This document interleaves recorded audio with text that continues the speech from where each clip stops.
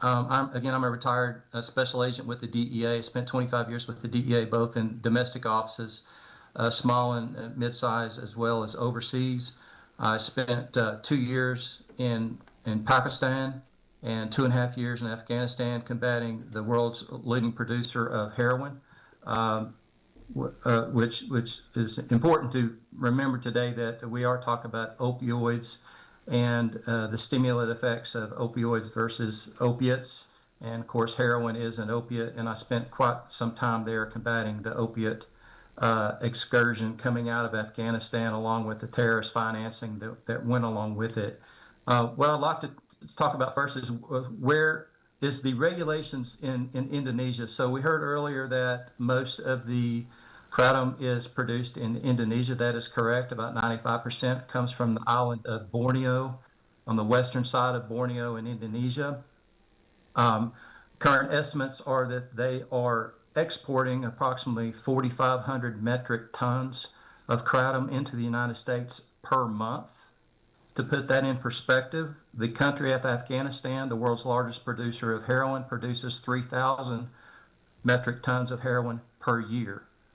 So in 1 month, they're sending 4,500 metric tons of kratom powder to the United States. It is perfectly legal for them to export the kratom from Indonesia to the United States and other countries that will allow it. There's many countries in Europe and other places who have completely banned its importation. But it's important to note that the country of Indonesia's health minister prohibits any type of kratom products in food, beverages, vitamins, minerals in the country of Indonesia. And then their equivalent of their Drug Enforcement Administration is calling for kratom to be Schedule 1 in their own country. And this is the #1 exporter of kratom into the United States.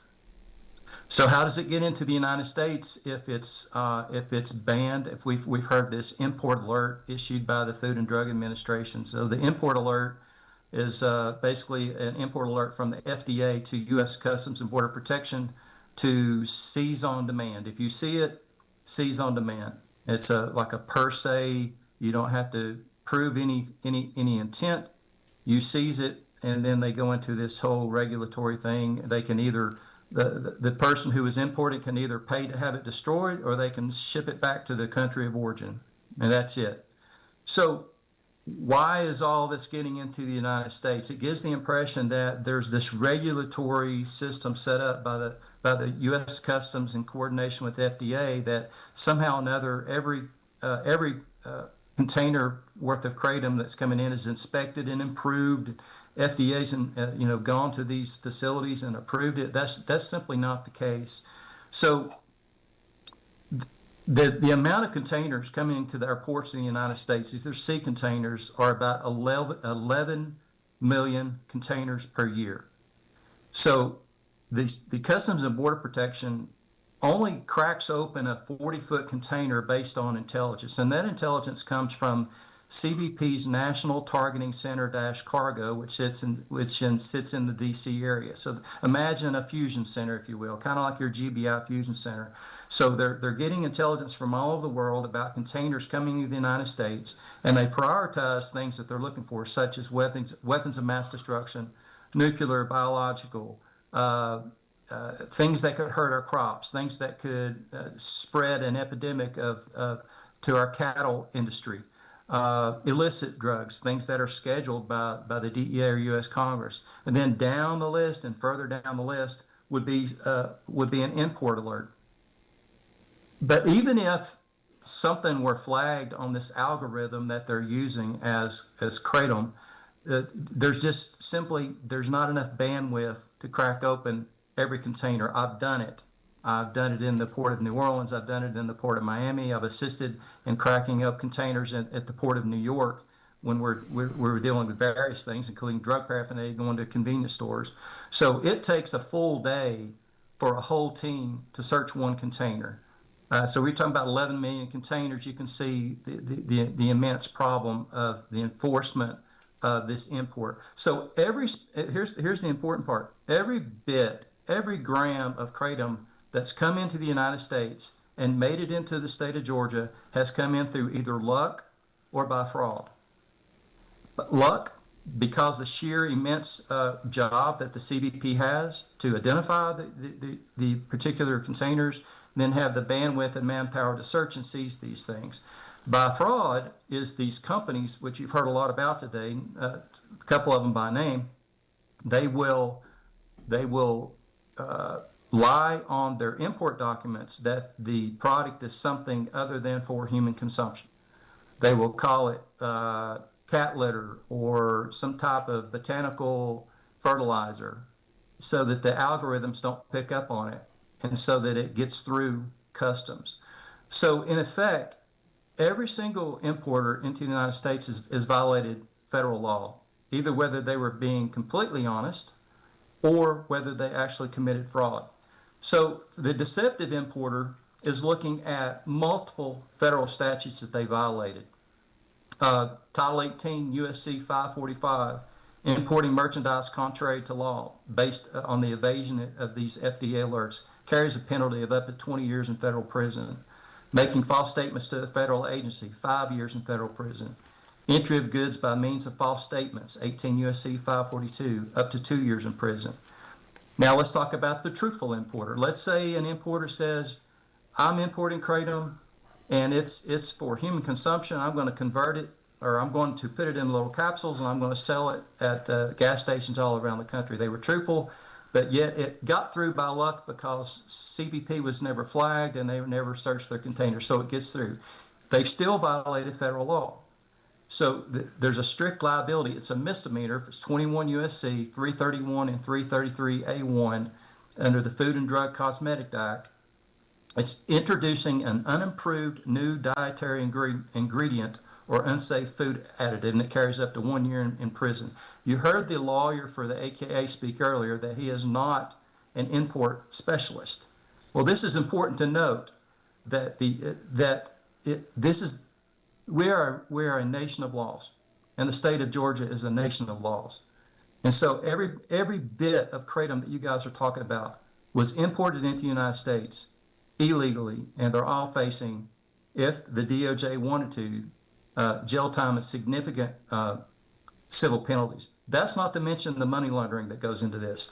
So for every dollar that was wired to Indonesia to pay for a container full of kratom, they committed money laundering. And there's other statutes that I won't talk about. There's probably at least 9.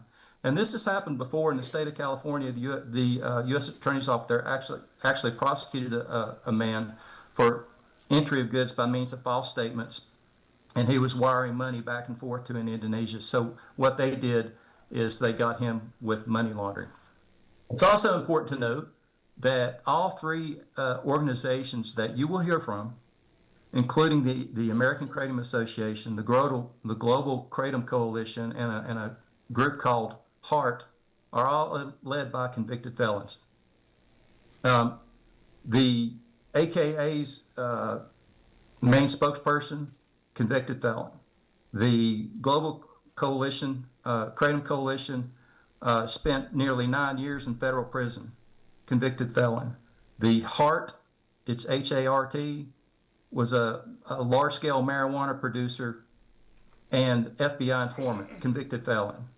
That's important to note because whenever I testified in federal court and in state court, and you hear witnesses who take the stand, if they're a civilian, their criminal record comes into place to determine their credibility.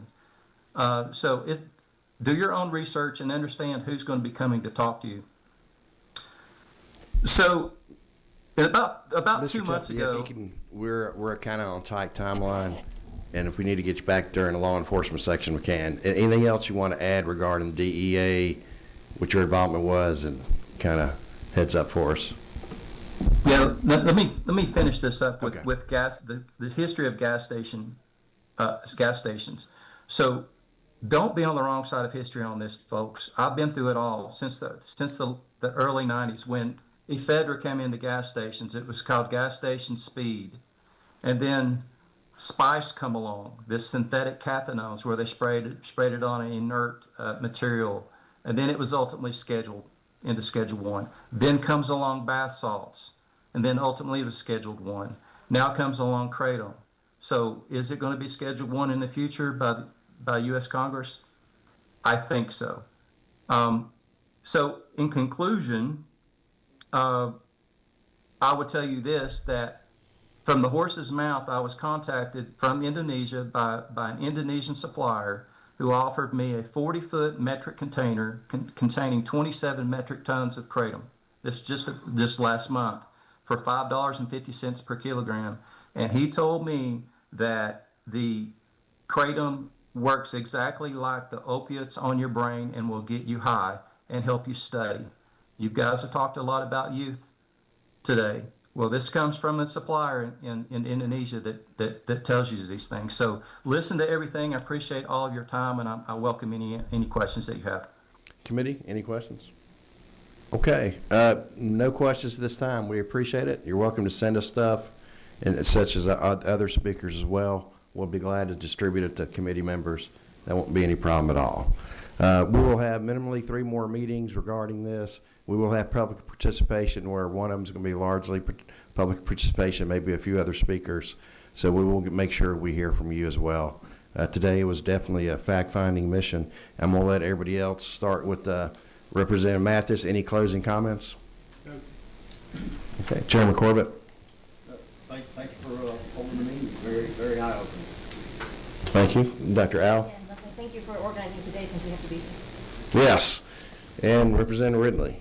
Thank you for Thank you. having me, and also, our president has 34 felonies, so. Thank you. And then I'm going to let you guys start off with Sarah. Y'all two introduce yourselves real quick. I failed to do that earlier.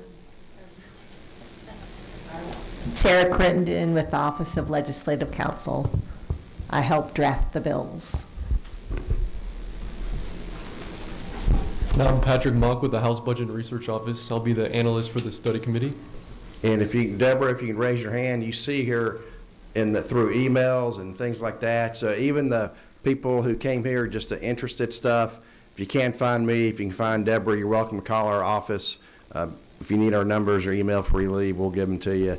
But Deborah's a rock star, and Elizabeth's in the office too is a rock star. We appreciate your help, and we'll make sure the error is working next time and where we'll be at for sure. Okay, thank you very much, and y'all have a great day.